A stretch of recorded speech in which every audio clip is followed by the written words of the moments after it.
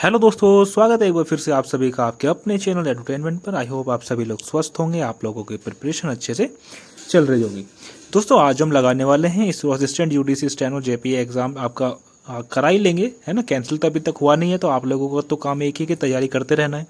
तो आज जो हम करेंगे प्रैक्टिस सेट नंबर हमारा 10 रहेगा। एक हमने रिवीजन टेस्ट भी कर लिया था, मतलब 9 प्रैक्टिस सेट प्लस एक रिवीजन हम लोग कर चुके हैं अब। तो रोज़ की तरह जो है दोस्तों जीएस का एक प्रैक्टिस सेट लगाएंगे हम लोग, ठीक है।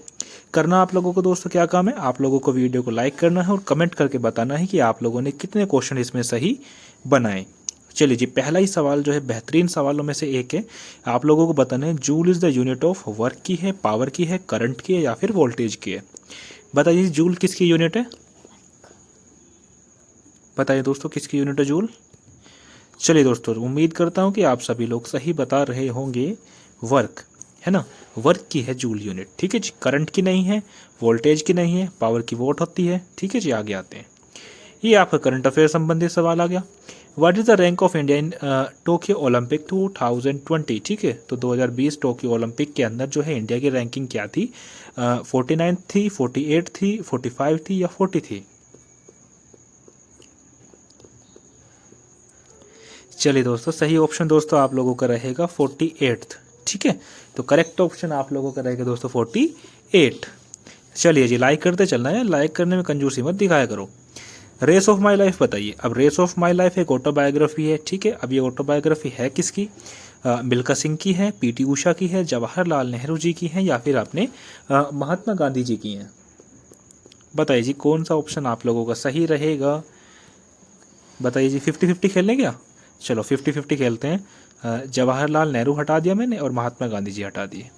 अब बताइए, आपके पास दो ऑप्शन है, एक को आपको एलिमिनेट करना है। अब बताओ कौन सा ऑप्शन सही रहेगा।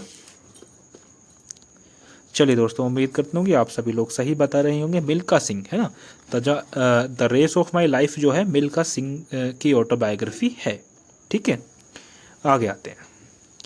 नेक्स्ट क्वेश्चन दोस्तों आप लोगों का फिर से फिजिक्स का क्वेश्चन आया है। I = mr² फॉर्मूला है, लेकिन ये फॉर्मूला है किसका।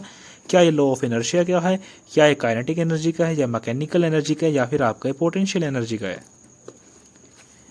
बताइए दोस्तों कौन सा ऑप्शन आपके लिए सही रहेगा। I = mr², पढ़ा होगा ना, 11th में पढ़ा होगा, ये पढ़ा है नहीं बता दिया करो। चलिए दोस्तों, इसमें करते हैं 50-50। देखो, पोटेंशियल एनर्जी हटा देते हैं और मैकेनिकल एनर्जी हटा देते हैं। अब बताइए यार, तुक्का ही मार दो, तुक्का ही मार दो। चलो जी, kinetic sorry law of inertia का जो है ये फॉर्मूला है I = mr²। ये क्वेश्चन दोस्तों आपके एसएससी सीबीओ के अंदर आया था, है ना। एसएससी सीबीओ के अंदर ये क्वेश्चन आया था। हाँ जी, ये एक स्ट्रगल चला था, ट्री पार्टी ये स्ट्रगल चला था। तो आप लोगों को बताना है कि इनमें से किस डायनेस्टी के बीच में वो स्ट्रगल चला था, मतलब कौन सी डायनेस्टी थी जो इसके अंदर इससे संबंधित थे। राष्ट्रकूट थी, मौर्य थी या फिर आपकी चोल थी। बताइए जी।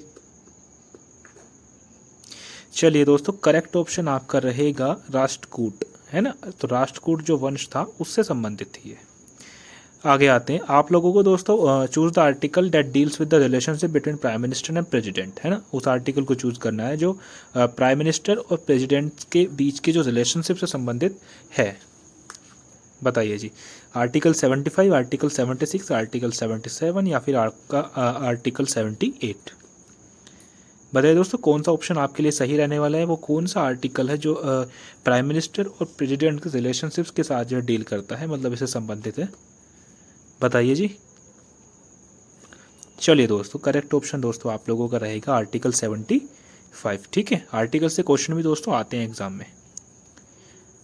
आइए जी, नेक्स्ट क्वेश्चन आपका आता है choose the correct 5 year plan. आप लोगों को वो 5 ईयर प्लान सेलेक्ट करना है that address the issue of removal of poverty as a chief objective for the first time, है ना। जिसने सबसे पहले जो है गरीबी हटाओ, है ना, रिमूवल ऑफ पार्टी का जो एक वो था इशू था, उसको एक मेजर इशू के तौर पर जो है उसको डील किया था। बताइए जी कौन सी पंचवर्षीय योजना थी वो, 5th थी, 6th थी, 1st थी, 4th थी। बताइए जी किसने ये पॉवर्टी को हटाने के लिए मेजर एक्शंस लिए थे। चलिए दोस्तों, आप लोग शायद सही बता रहे होंगे, 5th था इसका आंसर। ठीक है, तो वो 5वीं ही पंचवर्षीय योजना थी जिसमें सबसे पहले पुअर्टी के रिमूवल के लिए जो इशू था उसको एज ए चीफ ऑब्जेक्टिव, यानी कि उसको मुख्य तौर पर उसको जो है हाईलाइट किया गया था पहली बार, पुअर्टी को। हाँ जी, नेक्स्ट क्वेश्चन आता है, बहुत ज़्यादा इजी क्वेश्चन है, बहुत ज़्यादा रिपीटेड भी क्वेश्चन है। मुस्लिम लीग फॉर्म्ड इन, मुस्लिम लीग बताइए कब बनाई गई, 1906, 1907, 05 या फिर आपका 03। बताइए दोस्तों कौन सा ऑप्शन आपके लिए सही रहने वाला है। चलिए दोस्तों, शायद आप लोग सही बता रहे होंगे, 1906 के अंदर मुस्लिम लीग को जो है फॉर्म किया गया। आइए जी आगे आते हैं। आप लोगों को बताना है कि इनमें से कौन सी यमुना की ट्रिब्यूटरी यानी कि सहायक नदी बताना है आप लोगों को। चंबल है, घाघरा है, नर्मदा है या फिर आपके ब्रह्मपुत्र है। बताइए दोस्तों कौन सा ऑप्शन आपके लिए सही रहने वाला है। चलिए जी, करेक्ट ऑप्शन आपका रहेगा दोस्तों चंबल। आगे आते हैं, कोपाकाबाना बीच कहाँ पर है, ब्राज़ील के अंदर है, कनाडा के अंदर है, न्यूजीलैंड के अंदर है या फिर इंडिया के अंदर है। बताइए, कोपाकाबाना बीच, नाम ही अजीब सा है इसका तो। सॉरी यार, आप लोग पढ़ लेना इसको। चलिए जी, करेक्ट ऑप्शन आप लोगों का दोस्तों ब्राज़ील रहेगा, ये बीच जो है ब्राज़ील के अंदर है।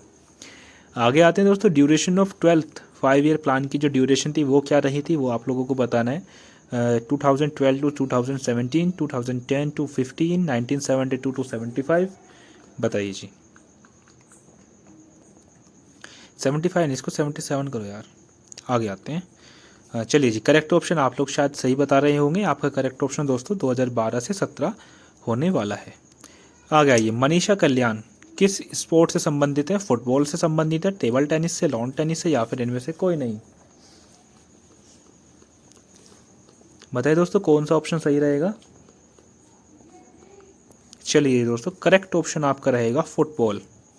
ठीक है, जो मनीषा कल्याण है वो फुटबॉल से संबंधित है।